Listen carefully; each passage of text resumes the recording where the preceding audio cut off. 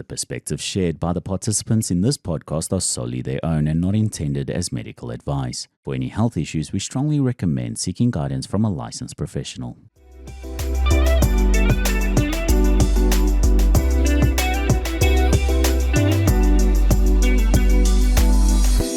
Hi everyone, welcome back to Rare Realities with Mimo, Mokgosi, where we dive into the emotional journeys of individuals living with rare conditions, where we tell one story at a time. Imagine going to the doctor and coming back with a diagnosis that it can either be cured or now you have to live with it for the rest of your life.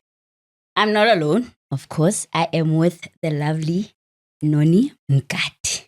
Yeah. I normally let people introduce themselves, but you can tell by my nose that I'm excited to even announce this.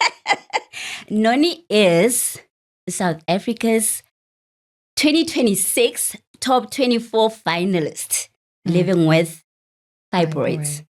So she'll be sharing her story today. Noni, welcome to the show. Thank you for having me. It feels so warm to be here with such a beautiful energy like yours. It really is an honor. I've watched it so much in the different episodes and I'm just in the important chair. I feel very important. Okay, please introduce yourself and share more about yourself before you go into this. Who is me? Yes, this common condition, but it's just not normal. Okay. My name is Nongcebo Mngadi, born and bred in Durban, KwaZulu-Natal. I am a arts major. I studied Bachelor of Arts in Motion Picture Medium, so I'm a filmmaker. I've worked across different genres in the film and television industry of South Africa, that be from telenovelas to your TVs. Like, one of my childhood dreams was to be on your TV, and I'm so lucky that I got to work on its last season. So I'm a filmmaker, a creative, a noisemaker, and an activist. So that's just who I am. A bubbly girl, always willing to take up space. A woman in everything. A woman in everything. In everything. And what I've picked up is literally the camera loves you. Thank you. You are a camera girl. You are a camera's girl. Listen, I'm used to being behind the scenes. So even sitting here, I'm just like, I'm not used to it at all, but I'm trying through my journey. I'm trying to get comfortable. Okay, please take us back to the day that you found out that you had fibroids. First of all, what is fibroids?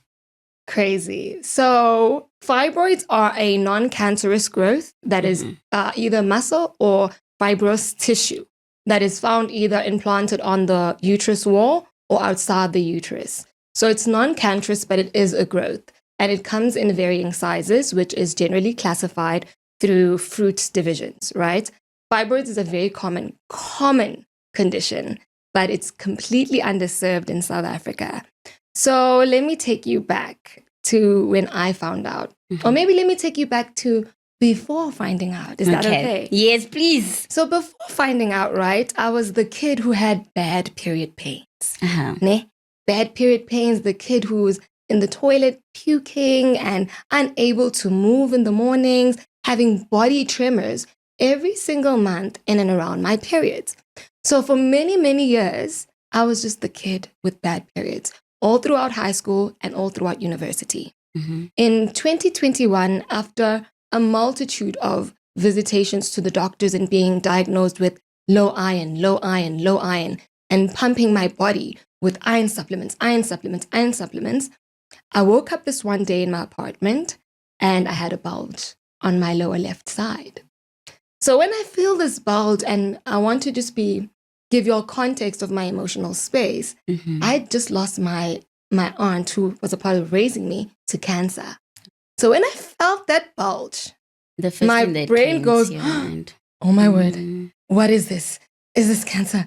And I was nervous. I was so scared because I knew something was wrong and it was humongous and it was hard. So I was knocking on my lower pelvis and I'm like, something's there. So I immediately called the doctor and went to a GP. Go to the GP and I'd already Dr. Googled everything. Oh, yes. Is it this? Is it this? Is it this? Is it this? You already know what you have before you go to the consultation. Dr. Google, it got to be fibroids. Yeah. It's not this. And then she's like, I can't tell you that. You need to see a specialist. Mm-hmm. That's when I knew it was serious. I was like, okay, if it's not something as tiny as maybe the flu, then me needing to see a gynecologist and a specialist means there's something. I go to my appointment with to the gynae, and I remember this very, very vividly because every girl, when she watches television, she sees, you see those scans where they put the gel and they ultrasound your tummy? Pregnancy. You think pregnancy, you think one day I'll do this with my husband. We're going to be so cute. You never anticipate that happening in the context of something's wrong. You really never do. I was mentally unprepared at the age of 27 years old. I was very mentally unprepared. So the doctor then says, yeah, there's something there. There's a growth. After doing the ultrasound, it felt very, very cold, not just in terms of physically, but like the emotional experience. I can imagine. And my gynecologist, she's a darling. She held my hand throughout it.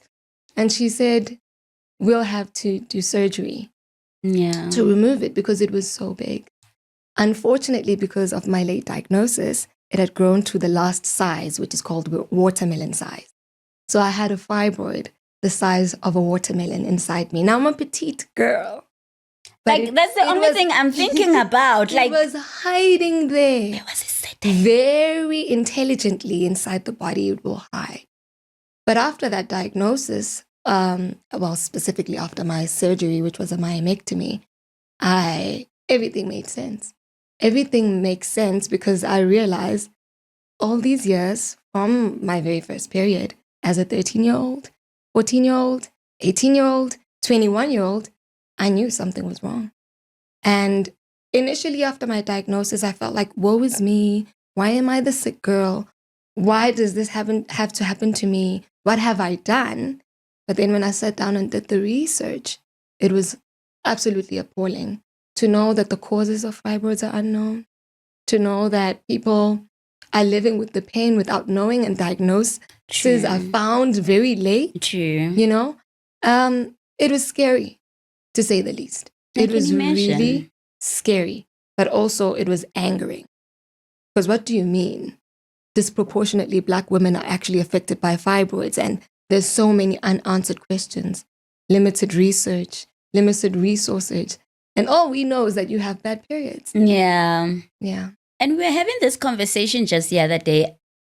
We have normalized pain when it comes to women. Yeah, when it comes to women, you know, we know that when it's that time of the year, it's like, I'm going to feel a certain way. It's okay. It's normal to feel this way. Yeah. When yet it is not okay. There could be something wrong with your body. Also, when you mentioned that you felt you know, I'm sure it grew over time, you know. It's something that you feel, but you just, they're like, maybe I pulled a muscle, maybe I'm not comfortable, maybe I'm not this. But for it to get to that point, and for it, now that you find out, all of a sudden, it just grows even bigger. Yeah. I definitely think it had lived with me throughout my entire puberty phase. Yeah. It really had been there, because another thing with getting late diagnosis is that it created a larger pool of symptoms and a lot of other little things. Just as I said, I was told that I'm anemic. But also, not only that, I ended up also being diagnosed with endometriosis, which you've actually interviewed a person with endometriosis on your platform. And it was an array of things. Yeah. And then constantly getting uterine, like cysts, ovarian cysts, all linked to having had that giant fibroid live in me for that long. Yeah. And me being misinformed, I thought it was just bad period pain for the longest of time. And is it something that's in the family, or you are actually the I first? don't believe so. I don't believe so, because a lot of women in my family don't have fibroids. No. There's only one other individual, but a lot of women in my family don't have fibroids. However, because it's so common, again, as I said, 70%. Who knows? Yeah, it's a matter of one. That is something really good that you say. Yeah, because some women are symptomatic and other women are asymptomatic. Not, right. And if the statistics are saying 70% of the world's population of females have fibroids, and by the age of 50, 80% of women would have had fibroids, that disproportionately being Black women, that the who knows. Who knows? correct. Yeah. Because some people aren't symptomatic. For instance, Yeah. you only find out when you're trying to have a baby in some women that, oh, it's creating infertility. Therefore, you realize I have a fibroid, right? So the who knows is a very big part of it. It's a very big part of it. So post-surgery, Yeah. what are the chances of it coming back? Because I know the chances of it coming back. I'm like, Yeah, like the truth of the matter is I don't think I'd even be speaking out about this if it wasn't as urgent to me as a person who has a cause that speaks about health and wellness. It's because of the fact that it's incurable and it does come back. My last surgery to remove the last fibroid I have was on the 13th of May this year. I repeat, my last surgery to remove the last fibroid I had was on the 13th of May this year. So it's been we in the early days of July. This is like yesterday. Yes, this is like yesterday. It was a laparoscopic surgery to remove an orange size fibroid that had grown. Same place? Same place. But this time it was embedded in the muscle of the uterine lining. And how did you find out this time around? Same symptoms. Now, once you're diagnosed, right, you pay attention to your body. And with every woman who has fibroids, I think they tell you that we go through many phases of trial and error with medication, right? Yeah. Because there's no actual medication to treat it. It's true. They pump you with painkillers. Or they say take contraceptives, which generally work for others, didn't necessarily work for me, and I only used them for a short period of time. Yeah. And it really didn't really work with my body. So I had to try homeopathic methods to actually heal. But it still comes back. And it's still as painful. As aggressive. Very aggressive. Very aggressive, because this year, for instance, for the first time, it came back and it would create prolonged periods, which was not a symptom prior to my previous years. Yeah. Meaning I'd have a period for a whole month. For a whole month, I'm on my period. I think the fact that because we do not know the cause, and this applies with everything, how do you treat something that you don't know what's causing it? That is a very good question. How do you treat something? I think this is why these conversations are important, right? Because fibroids are extremely under-researched, and the research is also extremely underfunded. Yet it is affecting so many women. The numbers don't lie. Yeah. It's honestly a pandemic of its own. But the only way forward is if we fund further research. Because it is very uncomfortable to have a condition where doctors will tell you, listen, all I can give you is painkillers. Come back and we'll remove your next fibroid. You know, it's really uncomfortable. Yes, there are new nuances and different methods that are coming up. But again, under-researched conditions will always leave you anxious because, for instance, there's a new method of embolizing fibroids, which is not non-surgical, minimally invasive. But I've gone to multiple gynecologists and they have contradicting views. Others are saying, if you do embolization, it will create infertility in the long run. Yeah. Others are saying, no, it's the new method of actually dealing with it rather than having multiple open wound surgeries. We need further research. It's one of those ones where the research is so infant that what do you really do? What do you really do? Just like I believe the endometriosis and the chocolate cysts. Yeah. Yeah. So now I'm going personal. And I'm going to face this question in a way that, because I know that I've also been in your shoes, and I know that how common it is every time you go for like surgery, obviously, let's say like your womb will never be the same again because they keep going in and cutting. Now, what are the chances of now you being affected to not having babies? Can you have babies? From a medical perspective right now, I would say I'm in a green spot, right? Okay. I am having my periods regularly. Okay. And my flow seems managed. I don't have any hormonal imbalances. I've done my thyroid checks and so on.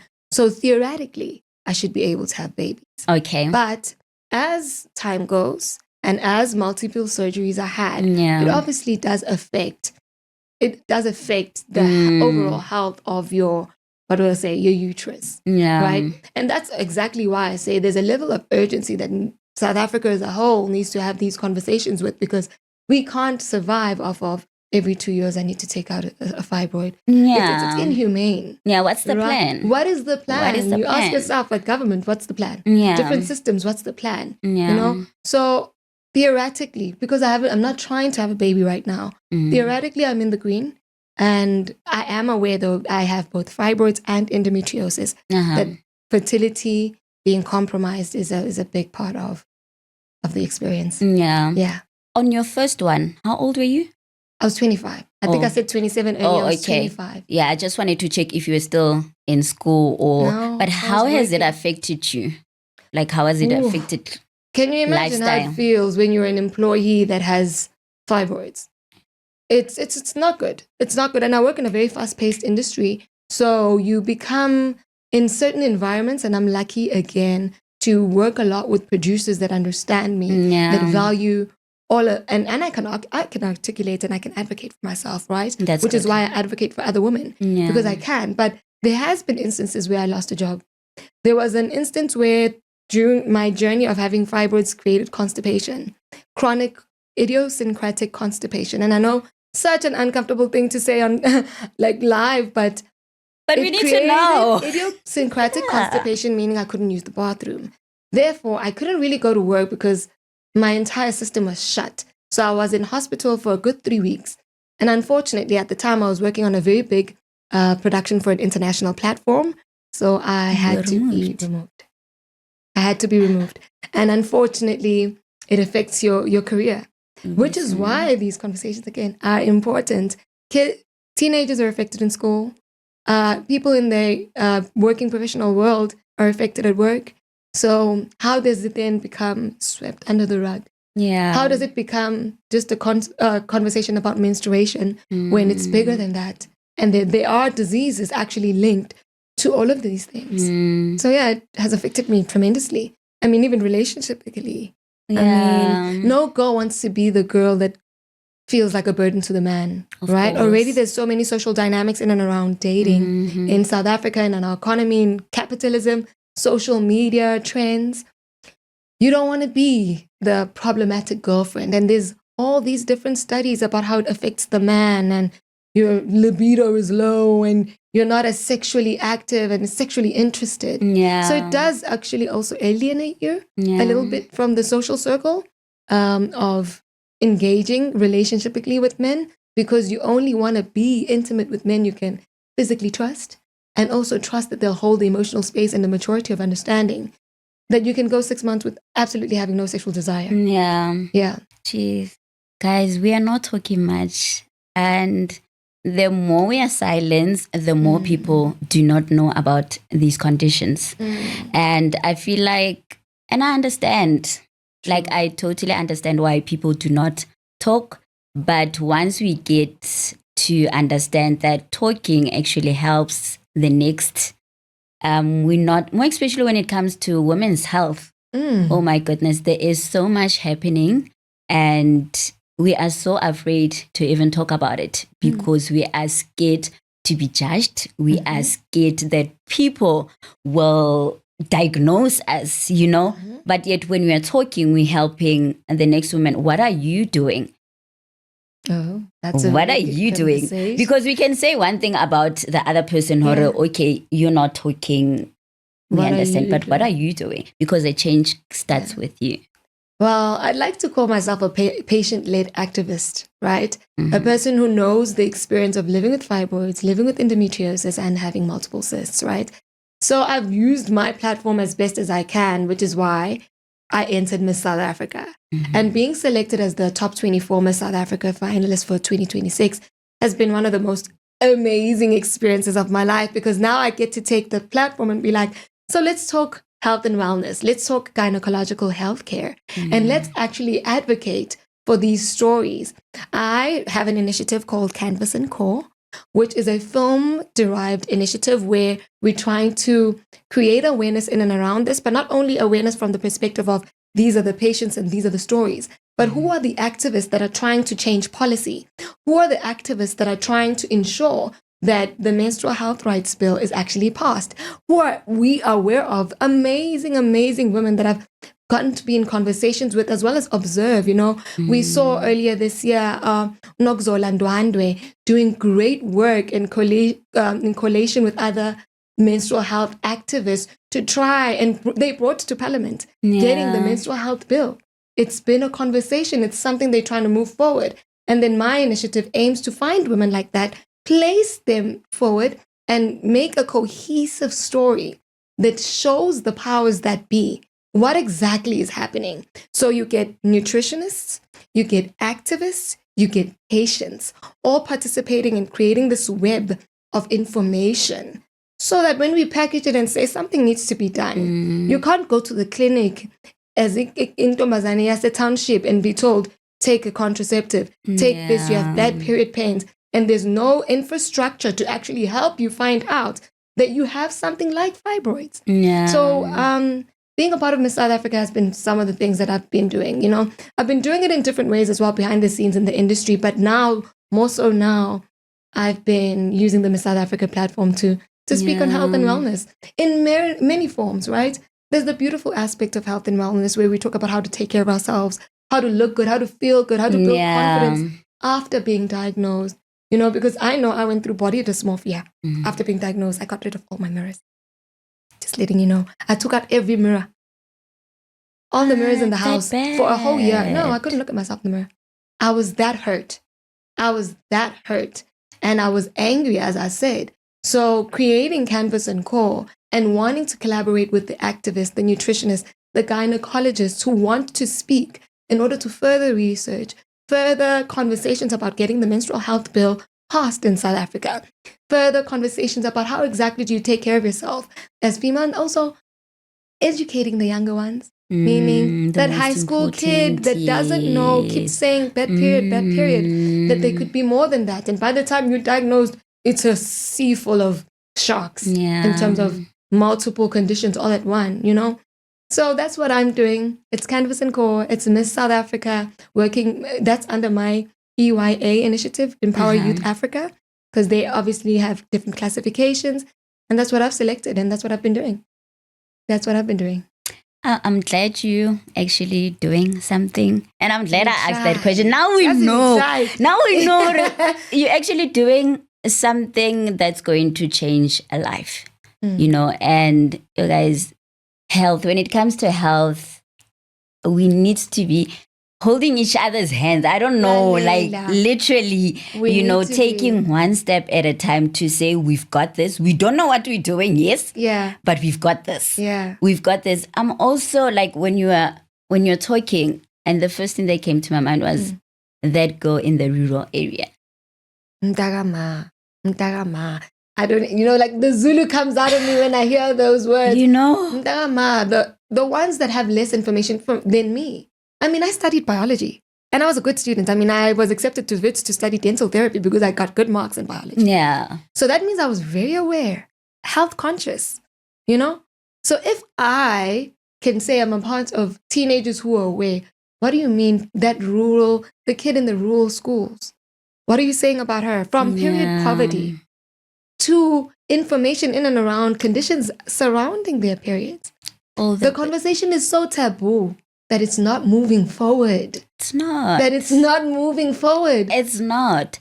But one thing I will tell you is that you do not stop. Whether you're doing it alone, you do not stop. You will be surprised how many people you have on your bus at the end. We're not calling it a fibroids bus, no. Fibroids bus.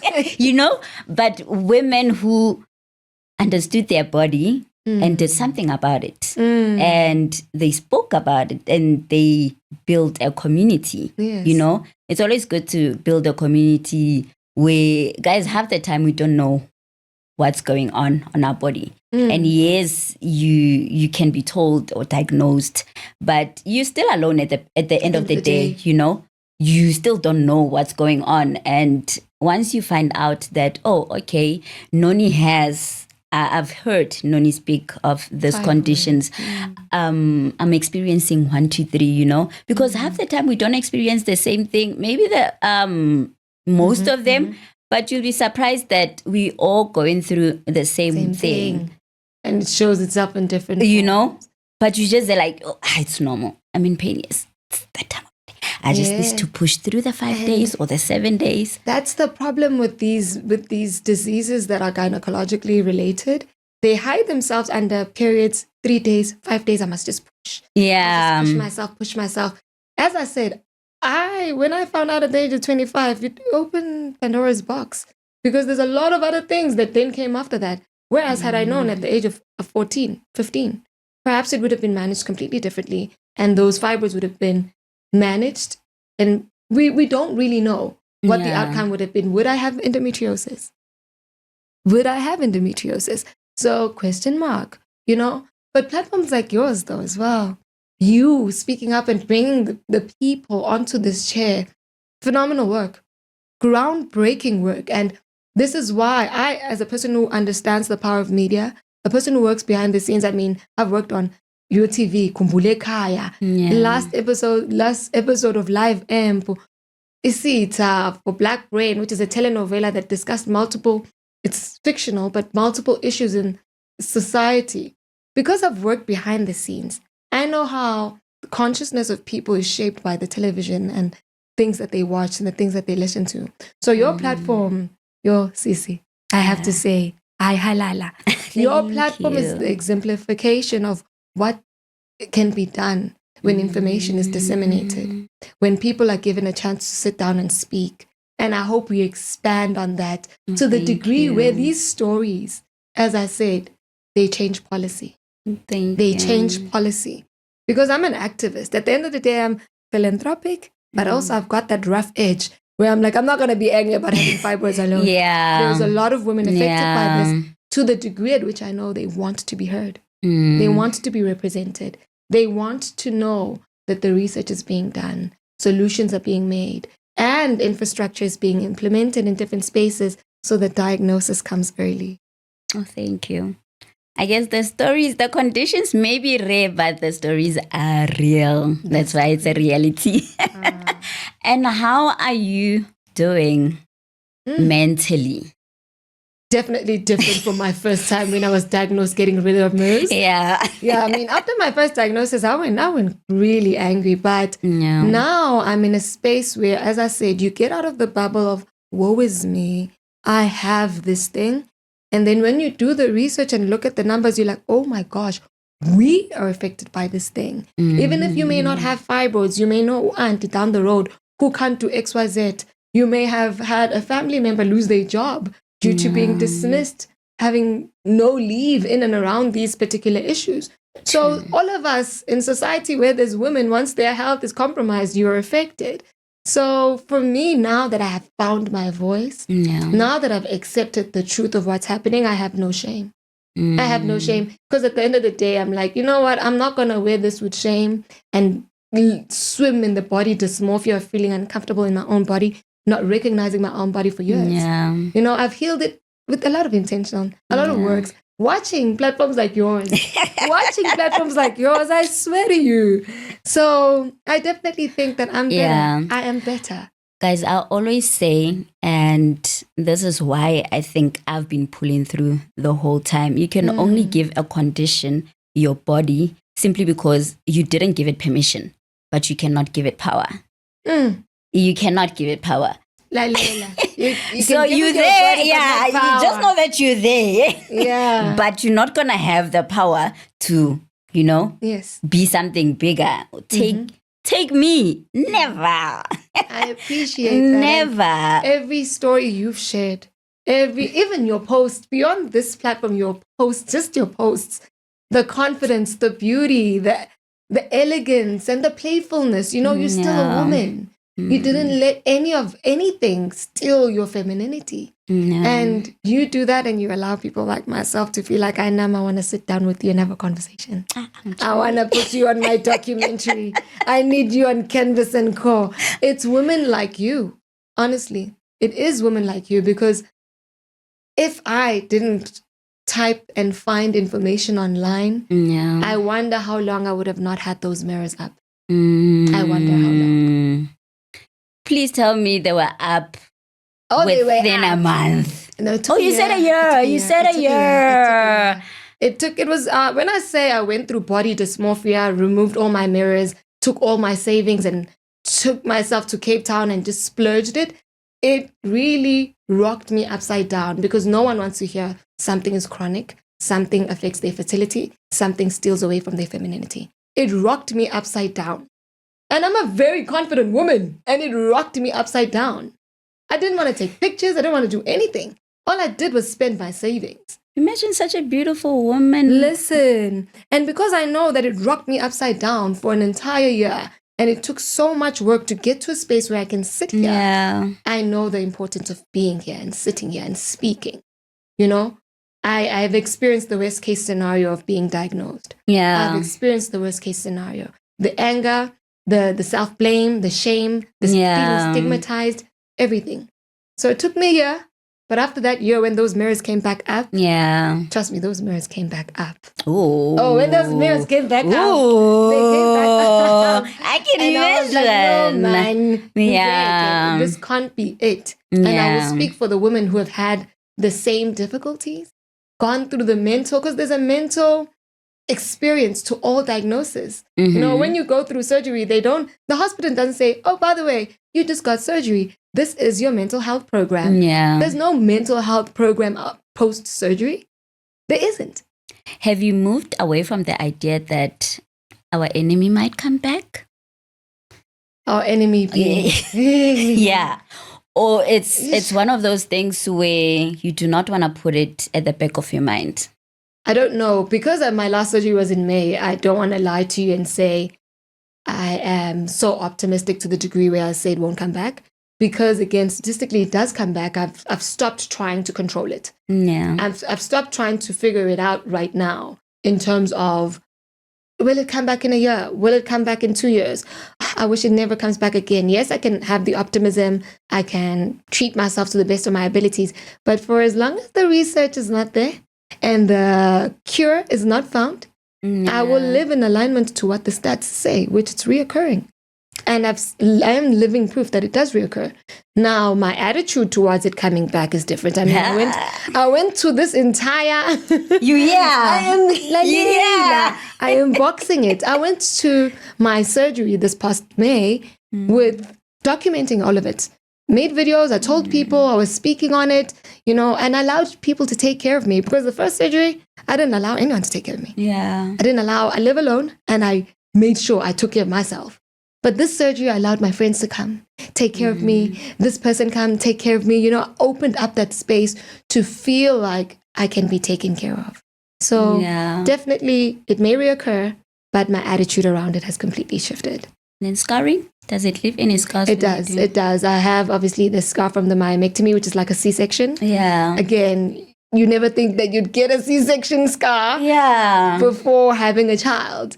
I do have scars from my laparoscopic surgeries. I have scars on my belly button. I have scars on my tummy area.